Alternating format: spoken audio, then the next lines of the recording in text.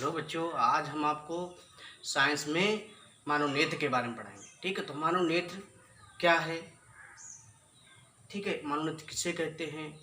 तो अभी तक जो हमने आपको पढ़ाया, लेंस के बारे में पढ़ाया है, प्रकाश अपवर्तन के बारे में पढ़ाया है, ठीक है, और प्रतिबिंब की स्थितियों के बारे में पढ़ाया है। इसलिए पिछला वाला जो वीडियो है ज़रूर देखें, जिससे आपको लेंस के बारे में संपूर्ण जानकारी मिल सके। अब हम जो पढ़ाएंगे आपको आज मानव नेत्र के बारे में। ठीक है, तो आइए जानेंगे मानव नेत्र। ठीक है, तो सबसे पहले मानव नेत्र की परिभाषा क्या होती है, मानव नेत्र किसे कहते हैं? तो बात आती है मानव नेत्र एक अत्यंत मूल्यवान एवं सुग्राही ज्ञानेंद्रिय है। मानव नेत्र जो है एक अत्यंत मूल्यवान एवं सुग्राही ज्ञानेंद्रिय है। एक तो बात आपको पता ही कि मानव नेत्र से जो नेत्र होता है, हमारी आँख होती है, इसके द्वारा हम वस्तुओं को देखते हैं। ये तो आप लोगों को पता ही है। ठीक, जिससे बात आती है, इससे हम अद्भुत संसार तथा हमारे चारों ओर के रंगों को देखने योग्य बनते। हम लोग संसार में अगर देखते हैं किसके द्वारा? मानव नेत्र के ही द्वारा तो देखते हैं। ठीक है, रंगों को देखने के लिए योग्य बनाता है कौन? मानव नेत्र। मानव नेत्र से ही तो देखते हैं। आइए अब हम जानेंगे, आंखें बंद करके हम अगर यदि बात आती है, अगर यदि हम अपनी आंखें बंद कर लें, ठीक है, तो यदि आंखें बंद करके हम वस्तुओं को उनकी गंध, स्वाद, उनके द्वारा ध्वनि या उनको स्पर्श करके कुछ सीमा तक पहचाना जा सकता है, लेकिन आंखों को बंद करके रंगों को पहचानना असंभव है। ठीक है, मतलब किसी वस्तु को है छू करके या उसकी सुगंध लेकर के, ठीक है, या उसकी ध्वनि को पहचाना जा सकता है कि ये वस्तु है, लेकिन अगर पूछा जाए उसका रंग कैसा है, उसका आकार कैसा है, तो हम बिना देखने हम उसको नहीं बता सकते हैं नहीं ना, क्योंकि उसमें जो है मानव अपने नेत्र के द्वारा ही देखकर ही बता सकते हैं किस रंग का है, ये इस वस्तु का आकार कैसा है। क्यों? किससे देखकर? मानव नेत्र, मानव नेत्र के ही द्वारा देखकर ही बता सकते हैं, वरना इस संसार में असंभव है कि बिना देखे किसी वस्तु का आकार और रंग पहचानना। ठीक है, तो मानव नेत्र क्या है? प्रकृति की एक बहुमूल्य देन। मानव नेत्र एक अत्यंत मूल्यवान एवं सुग्राही ज्ञानेंद्रिय है। ठीक है, तो आइए अब जानेंगे मानव नेत्र के मुख्य भाग।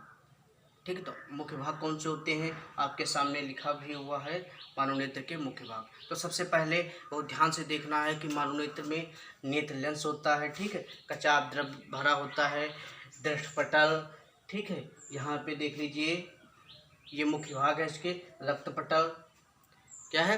रक्तपटल है, ठीक है, यहाँ पे दृष्टपटल या रेटिना, ठीक है, यहाँ पे क्या, ये दृष्ट तंत्रिका होती है, कौन सी? दृष्ट तंत्रिका। यहाँ पे पीत बिंदु पाया जाता है, यहाँ पे अंधबिंदु होता है, यहाँ पे कौन सा? अंधबिंदु होता है। आइए इधर देखेंगे, निचली पलक, यहाँ पे निचली पलक, ठीक है, यहाँ पे क्या, इस जो रेटिना के कार्निया के अंदर भरा होता है, इसके आगे यह जलीय द्रव है, कौन सा है? ये जलीय द्रव है। ठीक है, आइए अब हम जाने कि ये पुतली है, ठीक है, यहाँ पे पुतली होती है, यहाँ पे ये है कार्निया, ठीक है, जिस पर प्रकाश होकर जाता है, यहाँ पे नेत्र श्लेष्म का, ठीक है, ये बरोनिया है, यहाँ पे देख लीजिएगा ये ऊपरी पलक है, ठीक है, ये इसके क्या है? मुख्य भाग है। मानव नेत्र के क्या है? मुख्य भाग। आइए हम अब मुख्य भागों का वर्णन जानेंगे। ठीक, मुख्य भाग जैसे क्या है? दृष्टपटल किसे कहते हैं, रक्तपटल किसे कहते हैं, रेटिना किसे कहते हैं। ठीक है, तो आइए हम जानेंगे रेटिना, दृष्टपटल, रक्तपटल, आज सब संपूर्ण जानकारी हम देंगे। सबसे पहले बहुत ध्यान से, ठीक है, जो आपके सामने दिए हुए भी हैं, ठीक है, मुख्य भाग कौन कौन से होते हैं। तो अब जानेंगे हम। सबसे पहले यहाँ पे बहुत ध्यान से आपको देखना है, मानव नेत्र का गोलक, ठीक है, तो इस गोलक के अंतर्गत जितनी भी डिफिनेशन है, दृष्टपटल, कार्निया, रक्तपटल, सभी आ जाती है। ठीक है, तो सबसे पहले मानव नेत्र का गोलक, ठीक है, तो मानव नेत्र का गोलक जो है, मानव का जो नेत्र होता है एक खोखले गोले के समान होता है। देख लीजिएगा, मानव का जो नेत्र होता है एक खोखले गोले के समान होता है, ठीक है, केवल सामने वाला पृष्ठ छोड़ करके। मानव का जो नेत्र होता है खोखले गोले के समान होता है। नेत्र का गोलक हमने बता दिया है कि यह मानव नेत्र एक खोखले गोले के समान होता है, ठीक है, जिसकी दीवारें दृढ़ अपारदर्शी परतों से ढकी रहती, ठीक है। अब हम जानेंगे सबसे पहले दृढ़ पटल, ठीक है। तो दृढ़ पटल किसे कहते हैं? तो सबसे पहले इस चित्र में देखना है कि दृढ़ पटल है कहाँ पे, ये, ठीक है। तो नेत्र गोलक की सबसे बाहरी अपारदर्शी परत, नेत्र गोलक के सबसे बाहरी अपारदर्शी परत दृढ़ पटल कहलाती है। ये कैसी होती है? श्वेत, ठीक है। इसलिए इसे श्वेत पटल भी कहते हैं। इसका नाम एक और होता है, क्या होता है? श्वेत पटल। इसे क्या कहते हैं? श्वेत पटल, क्योंकि सफेद श्वेत होती है ना, इसलिए इसका नाम श्वेत पटल भी होता है, यह कहते हैं, ठीक है।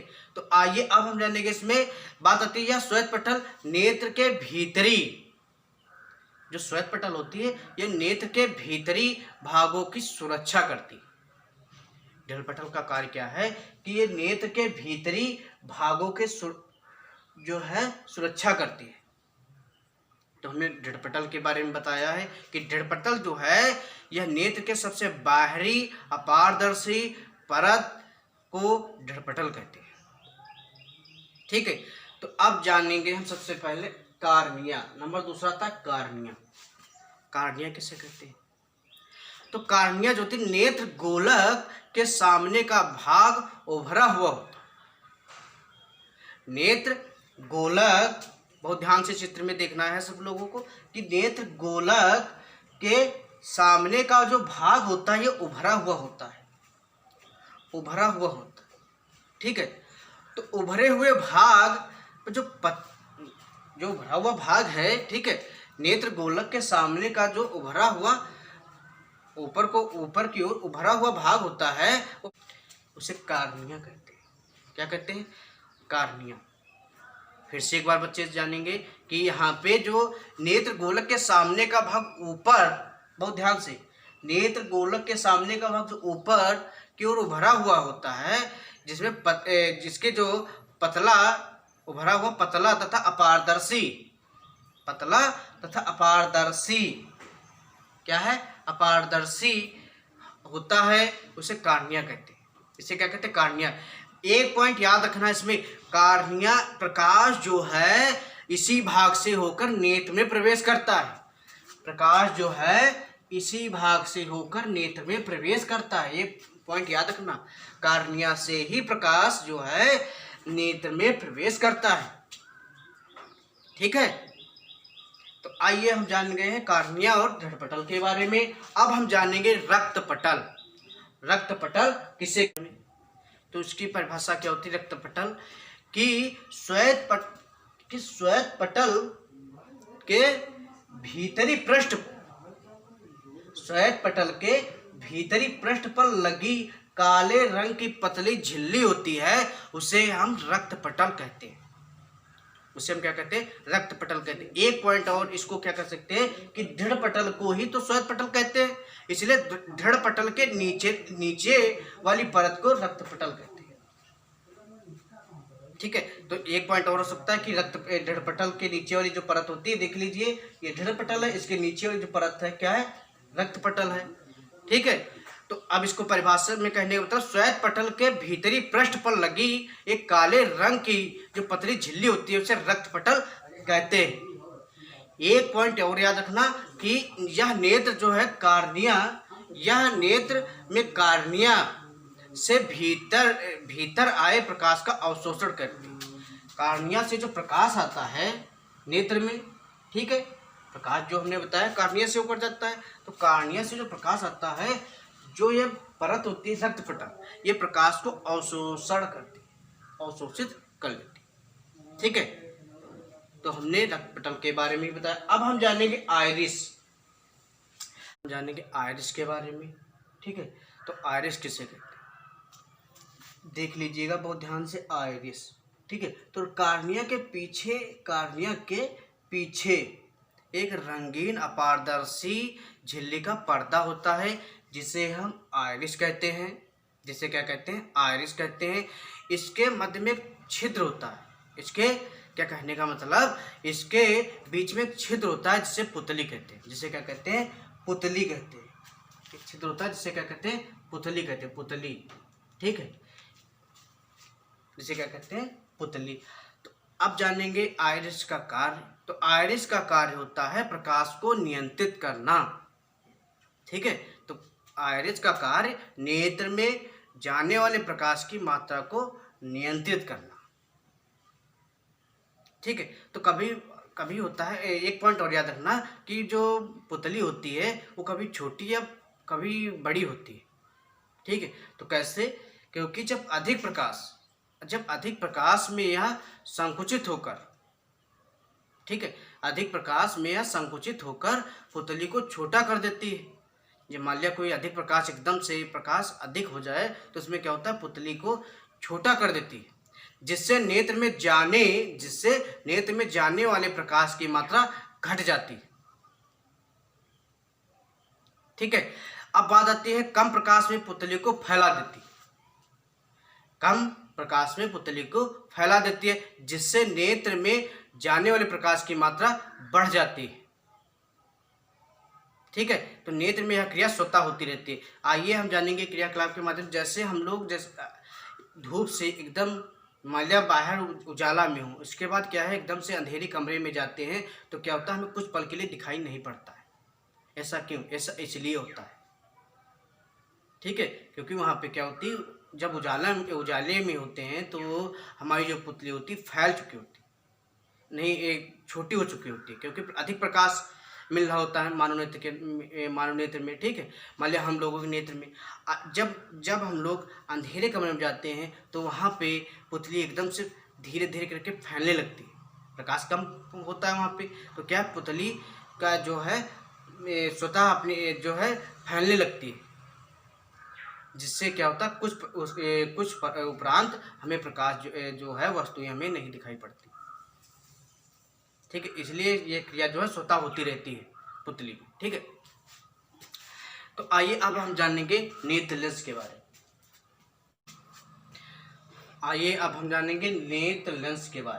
नेत्र लेंस के बारे में। तो इस डायग्राम में देखेंगे सबसे पहले नेत्र लेंस। ठीक है, तो नेत्र लेंस किसे कहते हैं, तो बात आती है कि पुतली के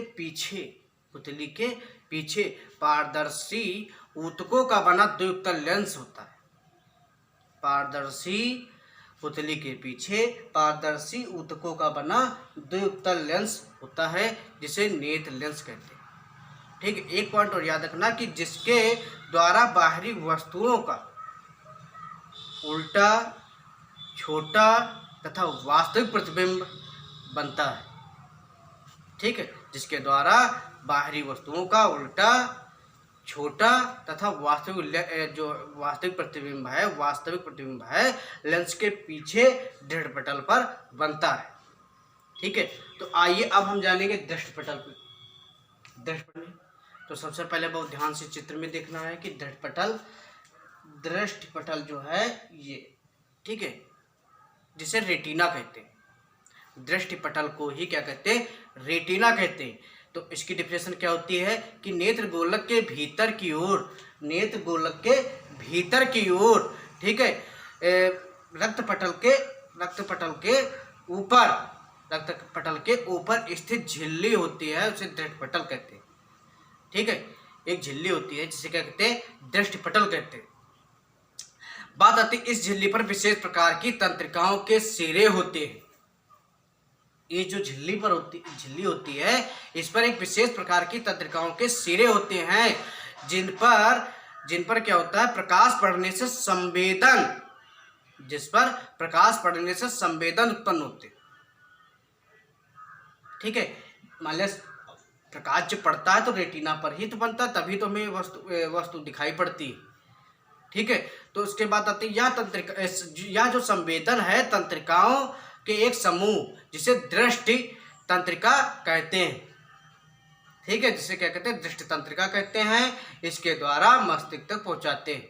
इसी के द्वारा जो है, जो हम लोग देखते हैं, जैसे कि वहाँ पे कौन सी वस्तु है, उसका ज्ञान जो है मतलब देखते तो नेत्र द्वारा है, फिर उसके अनुभव जो है मस्तिष्क द्वारा हम करते हैं, मतलब समझते जो है मस्तिष्क द्वारा, इसलिए इसका ज्ञान जो है फिर क्या है मस्तिष्क तक पहुँचाते हैं। आइए अब हम जानेंगे जलीय द्रव। ठीक, अगला पढ़ेंगे जलीय द्रव या कचाप द्रव। ठीक है, जलीय द्रव या कचाप द्रव। तो सबसे पहले डायग्राम में देखेंगे कि यहाँ पे जो जलीय द्रव है, जलीय द्रव ये है। ठीक है, तो कहने का मतलब कार्निया तथा नेत्र लेंस के बीच में जो है ये क्या है आपका जलीय द्रव, ये सब क्या है जलीय द्रव। ठीक है, तो इसकी परिभाषा कैसे लिखेंगे कि कार्निया तथा नेत्र लेंस के बीच का स्थान, कार्निया तथा नेत्र लेंस के बीच के स्थान में जल के समान द्रव भरा होता है। क्या होता है, सामान्य जल के समान क्या होता है, द्रव भरा होता है, जो अत्यंत पारदर्शी तथा इसका अपवर्तनांक कितना होता है 1.336 अपवर्तनांक का होता है, जिसे कहते हैं जलीय द्रव। जिसे क्या कहते हैं, इसे जलीय द्रव कहते हैं। तो सब लोगों को पता हो गया होगा कि कार्निया तथा नेत्र लेंस के बीच में जल के समान द्रव भरा होता है, जिसका अपवर्तनांक क्या होता है 1.336 होता है, जिसे क्या कहते हैं जलीय द्रव कहते हैं। ठीक है, आइए अब हम जानेंगे कचाप द्रव के बारे में। कचाप द्रव किसे कहते हैं, तो बहुत ध्यान से नेत्र लेंस के पीछे बात आती है कि देखो नेत्र लेंस के आगे कार्निया के पीछे जो होता है द्रव भरा होता है जल के समान, वो क्या होता है जलीय द्रव होता है। कचाप द्रव जो होता है वो नेत्र लेंस के पीछे दृश्य पटल तक, नेत्र लेंस के पीछे दृश्य पटल तक अर्थात रेटिना स्थान एक गाढ़े पारदर्शी एवं उच्च अपवर्तनांक के द्रव से भरा होता है, जिसे कहते हैं कचाप द्रव। नेत्र लेंस के पीछे से जो दृश्य पटल तक का स्थान जो होता है वो एक गाढ़े पारदर्शी एवं उच्च अपवर्तनांक द्रव से भरा होता है, जिसे हम कचाप द्रव कहते हैं। ये दोनों द्रव जो है प्रकाश के अपवर्तन में लेंस की सहायता करते हैं। ये जो दोनों द्रव हैं कचाप द्रव और जलीय द्रव, ये क्या करते हैं प्रकाश के अपवर्तन में दोनों लेंस की सहायता करते हैं, जो लेंस की क्या है सहायता करते हैं। आइए अब हम जानेंगे पीत बिंदु के बारे में। पीत बिंदु किसे कहते हैं, तो बहुत ध्यान से देखना है पीत बिंदु कि दृष्टि पटल के मध्य में पीला भाग होता है। दृष्टि पटल के मध्य में क्या होता है पीला भाग होता है, जिस पर बना प्रतिबिंब, दृष्टि पटल के मध्य में पीला भाग होता है जिस पर बना प्रतिबिंब बहुत ही स्पष्ट होता है, उसे क्या कहते हैं पीत। ठीक, इस डायग्राम में देखेंगे कि ये दृष्टि पटल, यहाँ पे पीत बिंदु जो है दृष्टि पटल के मध्य में एक पीला भाग होता है। ठीक है, अब जानेंगे हम सबसे अंधबिंदु। अंधबिंदु किसे कहते हैं, ठीक है, अंधबिंदु जो होता है बहुत ध्यान से यहाँ, ठीक है, दृष्टि पटल के जिस स्थान को छेद कर, दृष्टि पटल ये भी दृष्टि पटल की है तो क्या ये भी है। ठीक है, तो दृष्टि पटल के जिस स्थान को छेद कर प्रकाश तंत्रिकाएं मस्तिष्क को जाती हैं, उस स्थान पर पड़ने वाले प्रकाश के दृष्टि पटल पर कोई प्रभाव नहीं पड़ता है। उस स्थान पर पड़ने वाले प्रकाश की दृष्टि पटल पर कोई प्रभाव नहीं पड़ता है, इसलिए इस स्थान को हम अंधबिंदु कहते हैं। इसलिए उस स्थान को हम क्या कहते हैं अंधबिंदु कहते हैं, क्योंकि वहाँ पे जो है उस स्थान पर पड़ने वाले प्रकाश को दृष्टि पटल पर कोई प्रभाव नहीं पड़ता है, क्योंकि छेद कर जाता है प्रकाश। ठीक है, यदि प्रकाश दृष्टि पटल पर पड़ता है अर्थात रेटिना पर, तो हमें वस्तु जो है स्पष्ट दिखाई। ठीक है, तो हमने आपको इस डायग्राम के माध्यम से आज हमने मानव नेत्र की संपूर्ण जानकारी बताई है।